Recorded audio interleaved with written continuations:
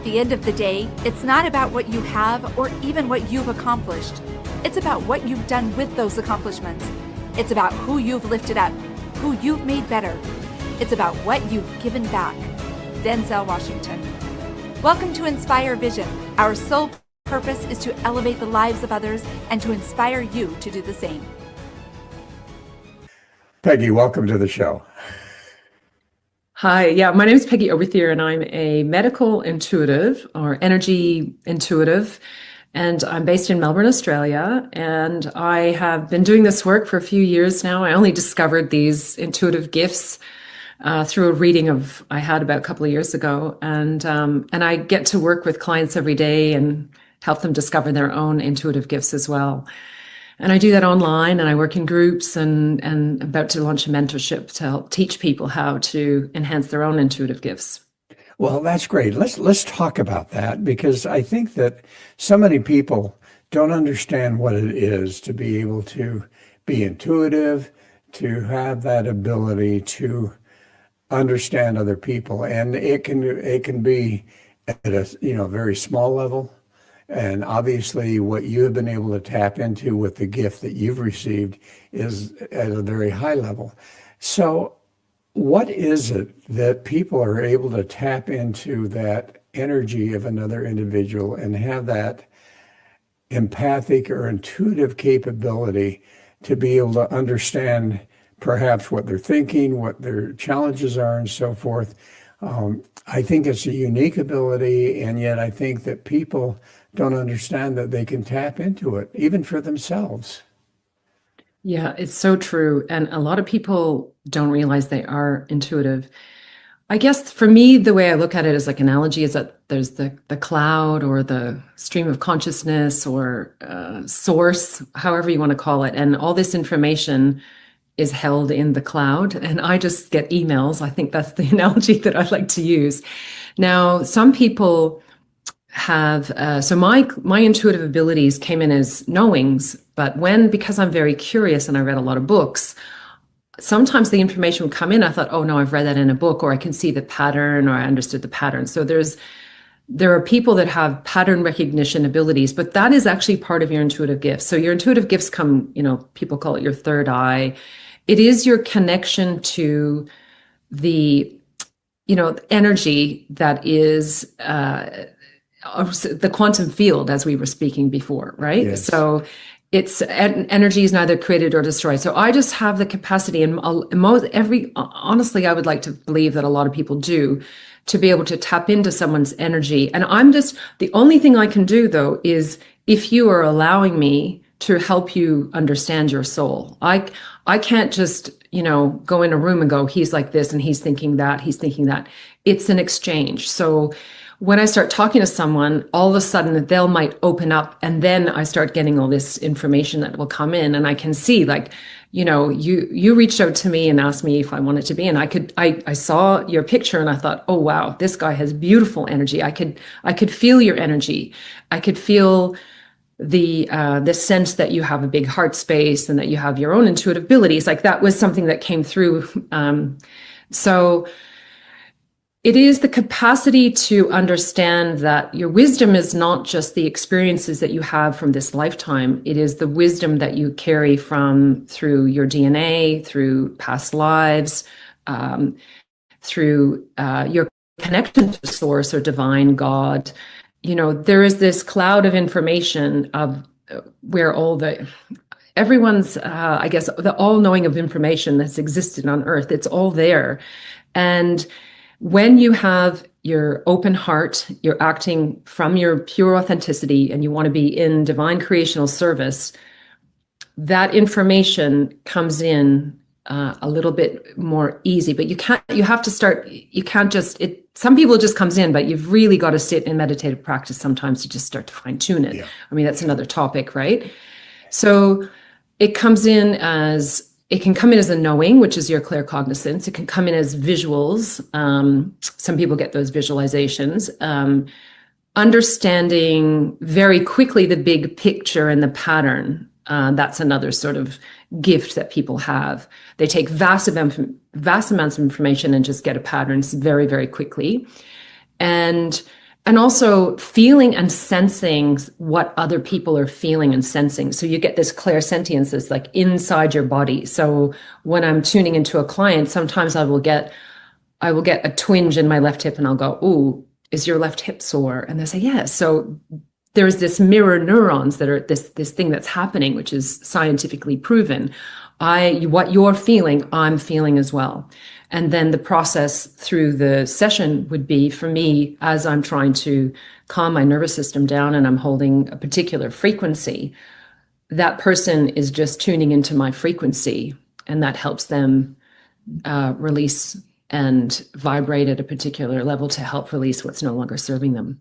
Well, and you talk about what's no longer serving them. So as you work with people, what do you find is happening to them from a standpoint of, I interviewed someone just the other day, and it was so true because I've actually experienced this where our health is so dependent on the energy that exists within us. And oftentimes some of that negative energy can affect our health so far beyond what we really understand.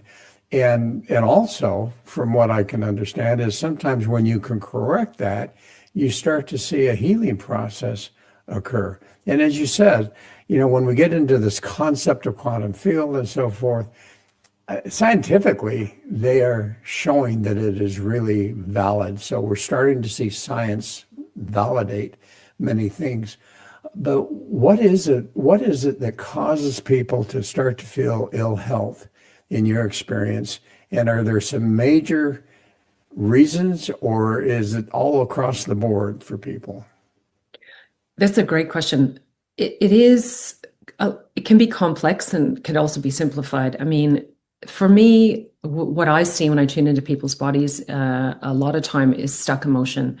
We have a society that hasn't really been able to allow and express feelings in a way that's valid without sort of building shame. And then also even if let's say we express our anger, we might have judgment or resistance about that anger, then that creates even more energy, trapped energy. So it was really interesting. So when I see and there's actually some studies that prove this, like when you speak out loud your feelings and you say, "I'm feeling sad," so I can see the energy come off someone when they just say that.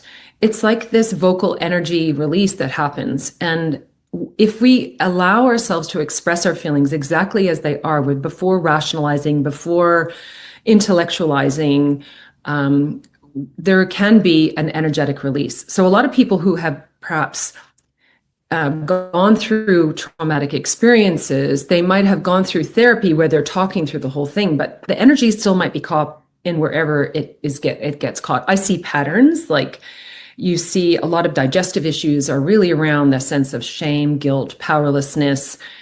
Thyroid is a lot of trapped, frustration, unexpressed emotions. I see all that stuff in the throat chakra.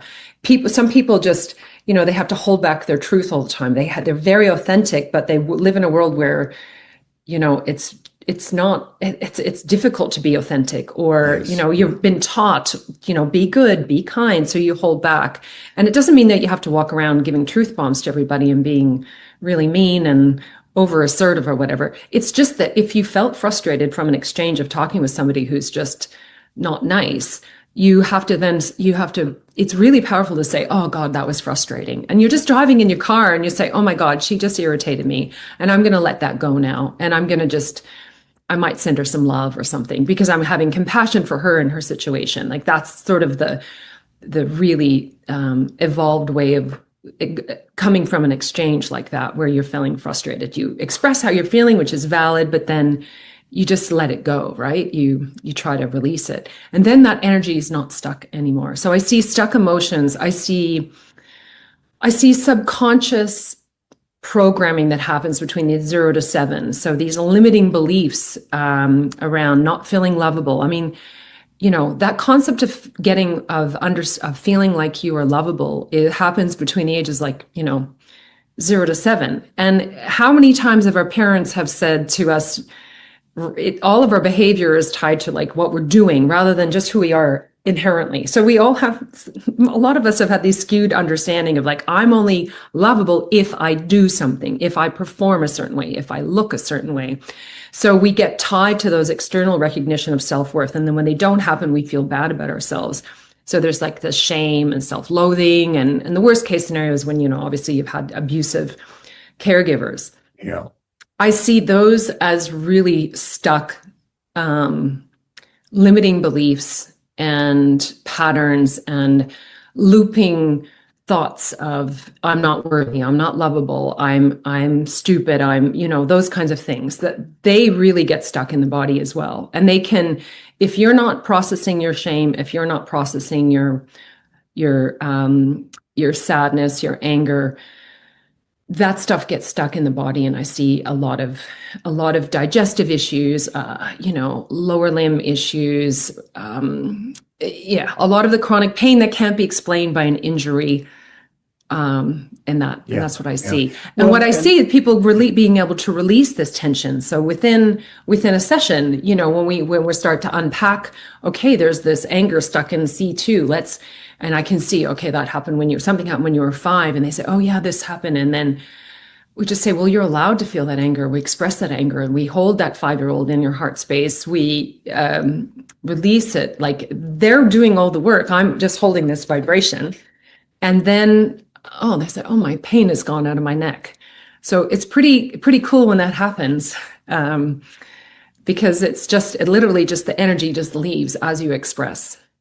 Well, and what I find interesting too, and I want to talk to you about this, is that we experience life, and you actually said it, as you were talking, that this whole concept of I need to do versus I need to be, and as I was working with small businesses when I was doing some business consulting, I would use this, I would talk about, and it's a universal concept of, what are the key indicators of what's going on? Let's look at what's going on. And if you see that you're not reaching where you want to be, what things do we need to change? And it seems to me that as we experience life, that we can literally look at our life as key indicators in our life.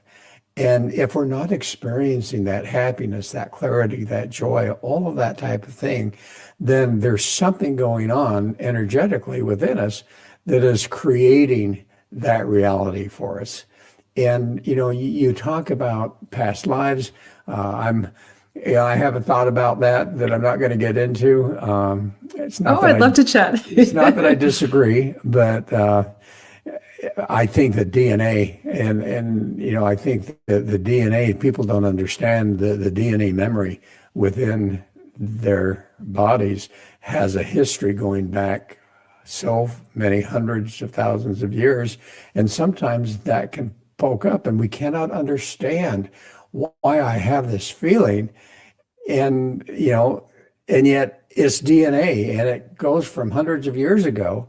And now it's poking its head up and creating an issue for us. So I think I want to talk a little bit about how we can experience a better life and how we can gain clarity into our lives when we realize that, I don't like what's going on right now in my life. I keep having these experiences that are not great and I'm not happy and so forth. And, they tend to be a victim mode. They tend to blame everybody else or circumstances or whatever, rather than being able to take the responsibility to say, you know what, there's some energy within me that's got to change. Yeah, is one of the hardest things for people to shift is the victimhood. And again, I think that comes through the DNA because we have these really strong patterns, ancestral patterns of suffering, self-sacrifice and martyrdom and victimhood. And some of our religious, discussion or religious programming is we are rewarded for being a martyr. We are rewarded for suffering. It's like this selfless service, right? So it's a fine line because I don't think the message about selfless service was at the cost of our own health, and I think that, the Bible, because I grew up Catholic, I don't think Jesus ever wanted us to, give to the point where we are, then all of a sudden we have an autoimmune disorder. Like it's like, you have to love yourself first. And really make sure that your oxygen mask is on you before you're putting your oxygen mask on. And I don't think that message is really put out enough, right? So part of that release is understanding that those thoughts that you're having that are looping, those belief patterns, that's not true. That's not your true I am. Those are just constructs. That has got nothing to do with your soul. That is, your soul is just pure love and authenticity. That's what your soul wants you to express.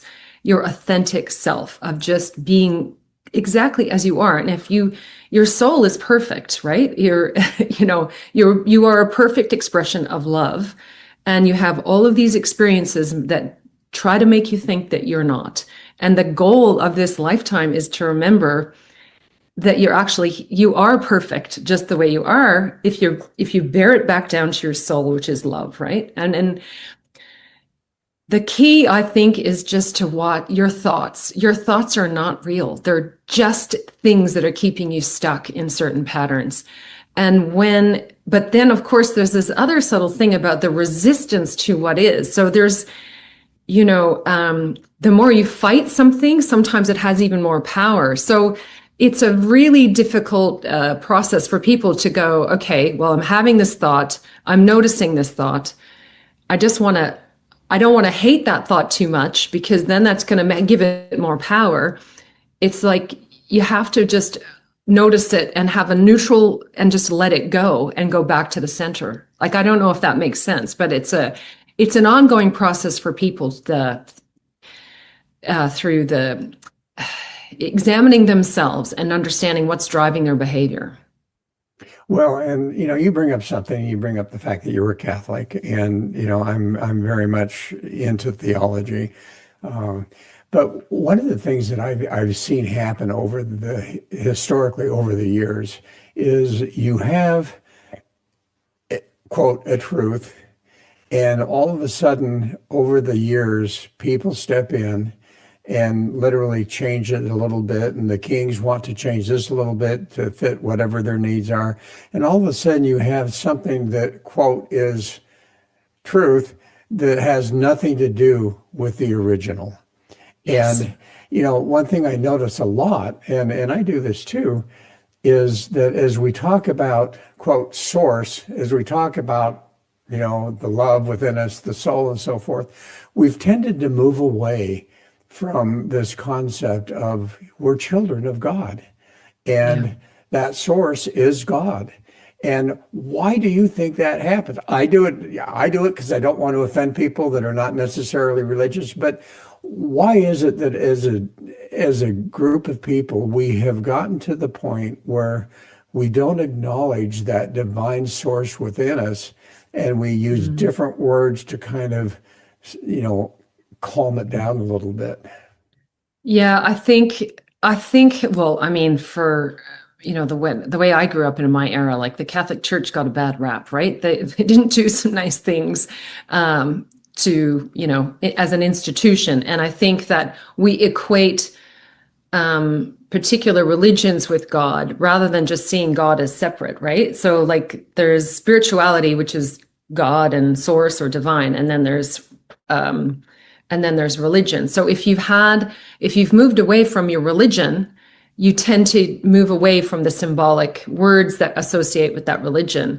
But really, it's the same thing. It doesn't, I don't know if that makes sense. I think that if people have been, if they're moved away from the organized religion, then they tend to refer to those to those concepts without the word God.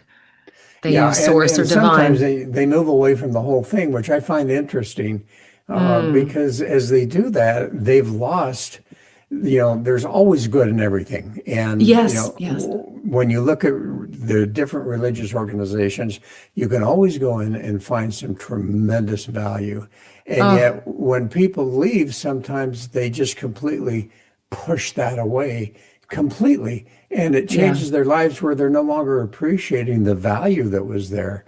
How do you help people to get back at least to the point where they can start to get that intuition, that inspiration, that understanding of the divinity within themselves and the goodness within themselves. How do you help people to achieve that?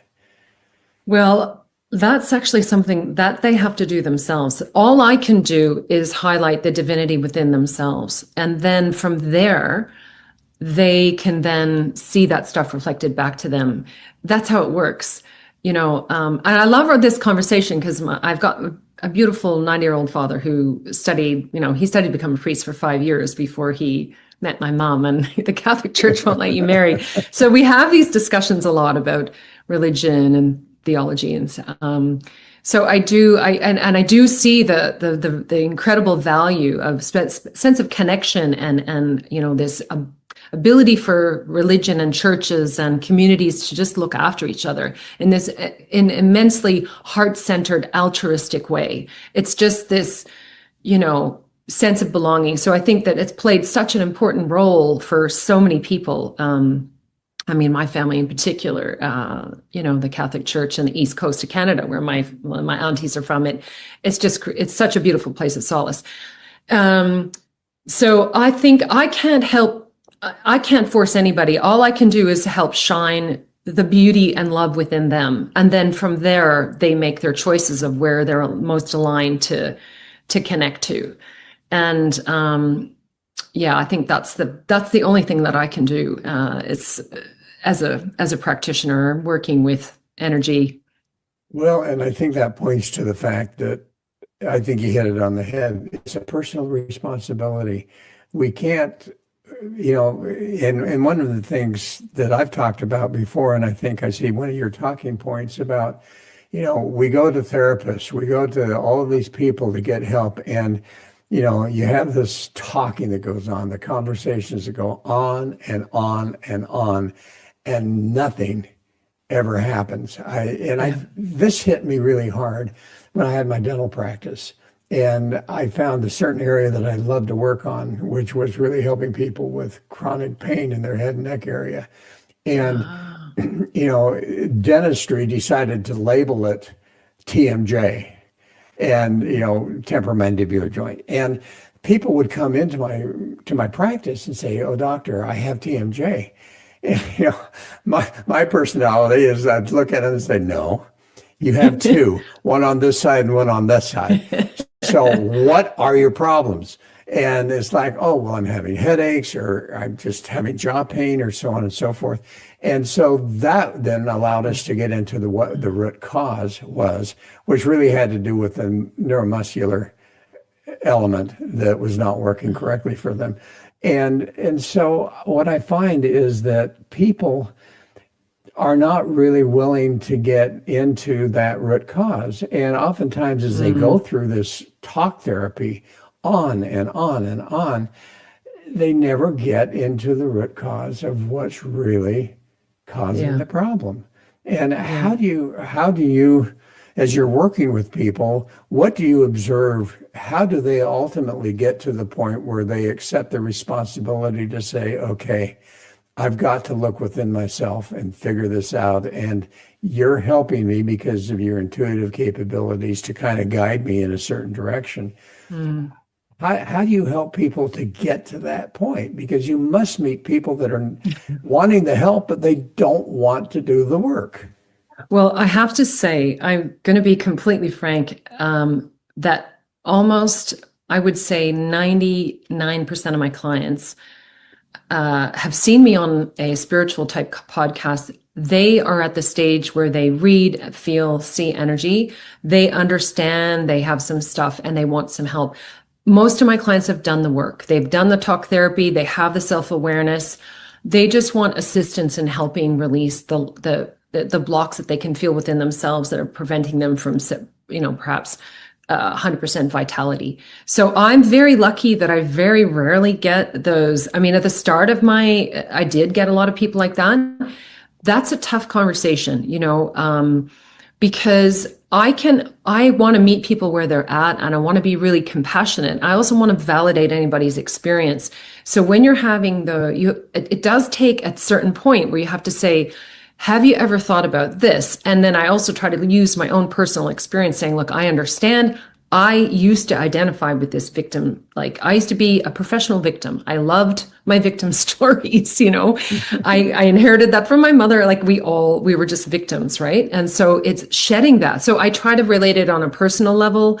I try to use a bit of humor. I try to let people understand, you know, everyone's doing their best. But, you know, perhaps just planting a few seeds that it's the thoughts and the rigidity of how they're viewing the world that is creating their limiting beliefs and their pain. And getting back to the jaw, which is really interesting. So I see that tension. That's a lot of stored anger. It's honestly people. And what I love about you is that you probably intuitively knew about that, and you have this beautiful empathic presence. So you didn't even realize you're kind of doing hands-on healing with them because you just hold people in that space and just with a beautiful empathy. So you didn't even realize that's what you're doing, but it's like you're treating the muscle, but you're actually treating the whole person as this with empathy. And also what I loved about what you did was that you're getting people not to cling to the stories and the labels. Like that's a major problem we have with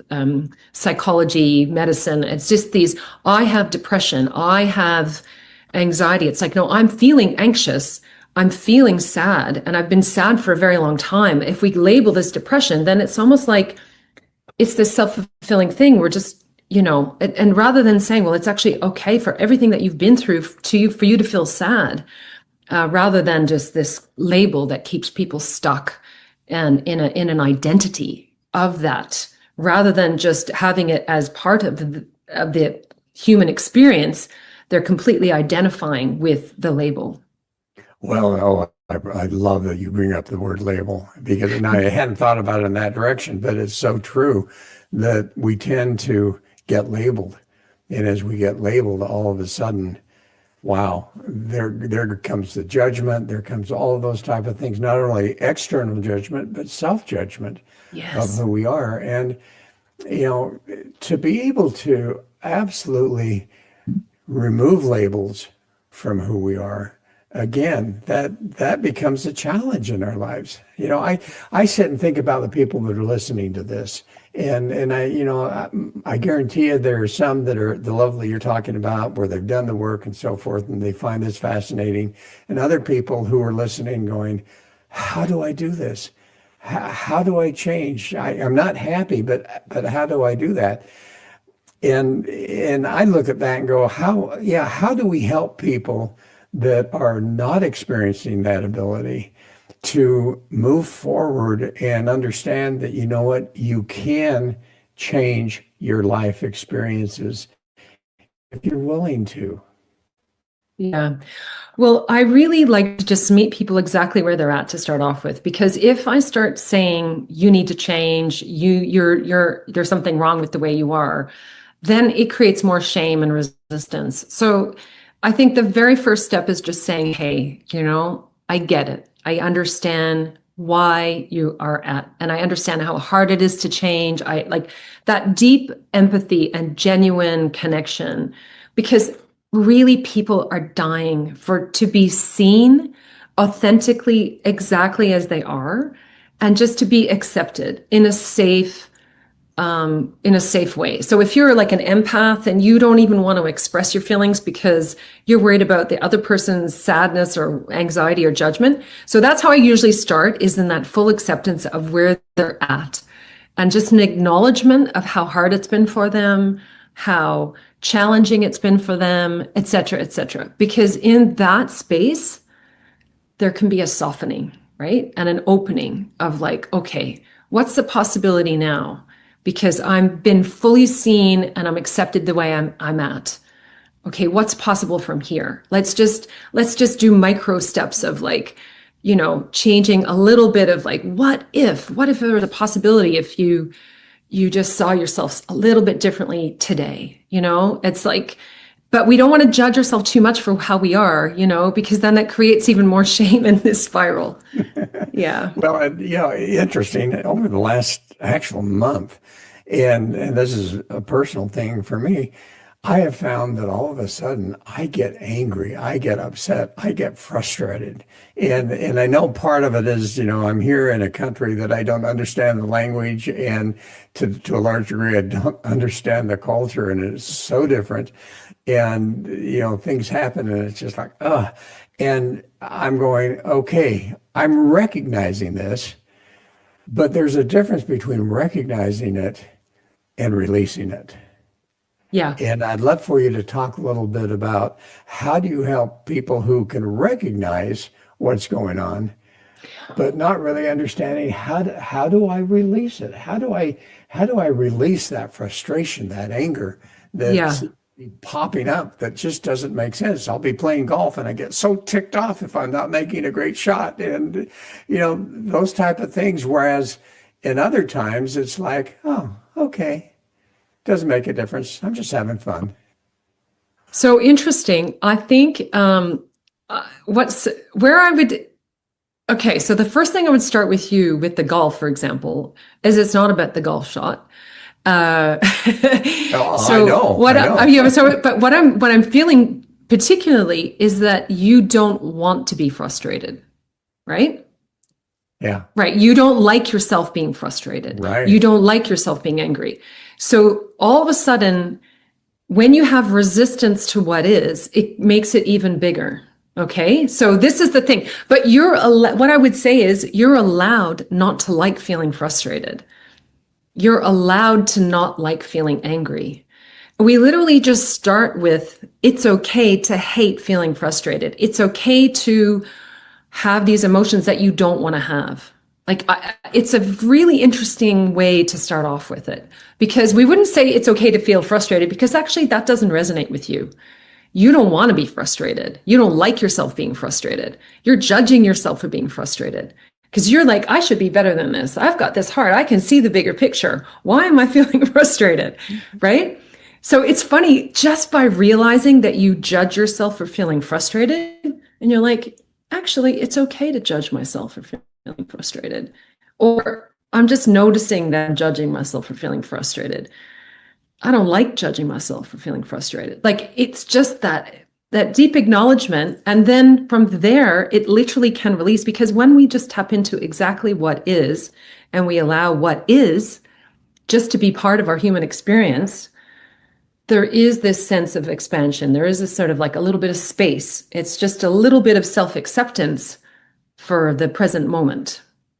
Well, and that is fascinating, and I think so accurate. You said something, and there's a quote that I've remembered for years: that which we resist persists. Yeah, yeah, yeah. And, you said it in a different way, but it's so true. And, what I love, and you really talked about this, the acknowledgement, the ability to acknowledge what's going on rather than resisting it.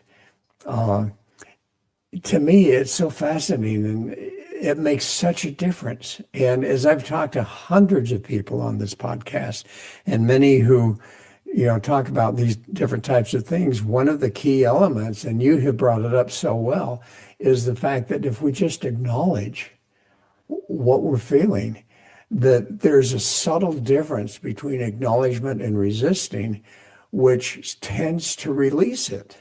Correct. Yeah. Like, when somebody is very heightened and angry and you say, calm down, like nobody in the history of being told to calm down has ever felt, oh, yeah, that's a good idea. I'll just calm down now. Thanks for the reminder. I should have thought of that. Nobody ever thinks that. And when I used to work in schools and adolescents, and you'd have these raging kids, and I was working in sort of like the discipline, they'd be, and the best way to calm someone down is just to go, I can see why you're angry. I can see why you're angry. I can see you're angry. I can see you're frustrated. Let's walk over here. And then all of a sudden the tears might form. It's like, they get sent out of a class, saying, so if you just start telling them straight away, well, their prefrontal cortex is offline. They're not going to hear anything you're saying. You just have to meet the emotion. And people think you're fanning the flames of the emotion by saying it and labeling it. So, but you're actually not, you're diffusing it. So like with a child, they're saying when a kid is crying and you say, well, just get up, you're okay, you're fine. And the kid keeps crying and you're going, no, you're okay. It's like you think you're distracting them enough to, it's like, no, oh, that hurts. Oh, that doesn't feel nice. Come here, I'll give you a hug. And I can tell you it's much faster by just meeting that kid where they're at. They validate it's, well, you banged your knee, it's going to hurt. You just rub it. Here's a hug. Let's keep going. It's just a little different, right? And you're meeting that person, and then all of a sudden it's diffused, especially those temperaments where people feel things really intensely. Like there are certain temperaments, but if you've got children, I've got one child who has a really strong sense, like everything is really intense, and the other one is very different. If I just say, oh, I can understand why you're anxious. Thank you, Mom. She just calms down. Like if I say, oh, well, you're looking at it this way and you should try think of it this way, or like she just keeps giving me more reasons to why she's anxious, and then it gets bigger and bigger. This is the key. We meet humans exactly where they're at. They feel less judgment about themselves. And then all of a sudden it's diffused. It's like the air is coming out of the balloon. I have so many conversations. I have 4 kids. And I have so many conversations with them about, all right, what did I do as a parent that caused some of this stuff? And we laugh about it. We're all on really good communication, and we laugh about, yeah, well, Dad, you did this, and here's what made me feel, and so forth. But what great parenting advice to understand that how we respond to our children makes such a difference overall in their whole life experience. And realizing that, and I loved what you said, rather than, oh, get up, everything's okay, quit crying, whatever, to just being able to acknowledge as a parent and show them a little bit more love, that makes such a difference for the child. And yet, in some cases, we can't do that. And why can't we do that? Because we never experienced that as a child. And therefore, we have all those limiting beliefs and imprints. Yeah, exactly. And it's been a vicious cycle, yeah, for sure. And I think, and then some parents have gone so far the other way that they want to make sure they're shielding their child from any discomfort, which is not really what the human experience is all about. We are here to experience the vast range of human experience, like joy and grief. That's what we're here for. We only feel love. The grief means that you've really loved somebody, right? This is the duality. This is the earth game. This is the human experience. So I think that there is a fine line. But one of the key things as a parent is for you to stay calm, right? Because the child tunes into you. You've got this co-regulation capability. So if you're feeling calm, if your child's really, really, really sad, and then you have this like worry and anxious, and you're feeling really anxious, which is okay, but you have to notice that, how much sadness can be affecting your beautiful empathic child. They're feeling yours. So they don't want to, some of those kids stop talking to their parents because they're so worried about their parents' reaction. Yeah. And then they shut down. So, I used to teach parenting courses when I was working in high schools. And, we taught this emotional coaching, which is really, it's not authoritarian. It's not too lean. It's just literally saying, I see what you can still set boundaries and be compassionate at the same time, but you just tune into the emotion. Yes. And, one thing that you talked about, one of your talking points that I saw was spiritual bypass and the importance of avoiding it. Help me to understand in the audience, what do you mean by spiritual bypass, and why does it need to be avoided? Well, I like this question because there is, when if you think about The Secret, manifestation, all those kinds of like modalities about abundance, etc., there's an element of, affirmations, right? So they're like, I'm great, I feel fantastic. So that's what I mean by spiritual bypass, is that, there's this thing, I don't want to vibrate in lower emotions like fear and sadness. I'm love and light, right? That's what spiritual bypass is. They just want to, you completely ignore any of those because you just want to be positive. You want to be light and love. But the problem with that is, and look, it's really good to see the positive side, right? It's important. We want to be able to view life from a lens of love and beauty and wonder and appreciation and gratitude. That's how we want to, your heart wants to expands when you vibrate at those particular frequencies. But the reality is that we do get sad, we do get angry, we do have fear. Even when we're surrendering, we might have fear. Even if we trust, we still might have a bit of anxiety. You just notice it. You don't have to sit in it longer than 20 or 30 seconds, but it's part of who you are. Because if you just bypass it, I see that stuff just get stuck in the body, you see, which is your body's way of, I mean, it happens to me. Like if I'm not completely honest with my own feelings, like if I'm like, yeah, everything's great. And then I go, oh, I got a twinge in my lower back. I wonder what that could be. And it's like, oh, usually that's around your safety, your security, your finances and stuff like that. I'm like, oh, you know what? I've got that tax bill. Okay, it's coming up. And I'm like, oh, I hate my taxes. I don't want to have to pay my taxes. And I just have to express it. And then, okay, thank you, body, for holding on to my frustration or my worry. And then I just let it go. I can see my body as a barometer of my emotional internal system. Or sometimes I don't know what it is, and I do some yoga moves or something, and it'll just help it release. But I'm just softening into it, and I'm just allowing. And I say, I don't know what the emotion is, but I want to release it right now. So really, it goes back to that acknowledgement, being yeah, willing and able to acknowledge that, hey, I'm feeling sad, I'm feeling frustrated, I'm feeling angry, or I'm feeling love, I'm feeling joy, whatever that happens to be. yeah. And we accept the positive aspect, but we kind of resist the negative part, which I find interesting. So as we come to a close, what would be a message that you'd like to share with the audience? Well, the highest vibration is authenticity. We think it's love, but as a frequency, humans are craving connection with other humans at a beautiful, authentic level. That's what that is the most beautiful way to expand your heart, for you to feel love and connection, is to just be your authentic self. And the more that we sit with our true authenticity, that's how we build our vitality. That's how we have happiness and contentment, and we're operating. When we're operating from authenticity, we are living our soul's purpose. Oh, love it. Peggy, thanks so much. This has been a fascinating conversation. I have loved speaking with you, Doug. Thank you so much for having me on the show. Well, I really appreciate it. And folks, I hope you've enjoyed this. And I think the message from Peggy is so important, that authenticity, that willingness to acknowledge whatever's going on, whatever emotion you're feeling, and being able to acknowledge versus resisting makes such a difference in our lives. So anyway, folks, thanks for listening. Hope you'll join us again soon. This is Dr. Doug saying namaste.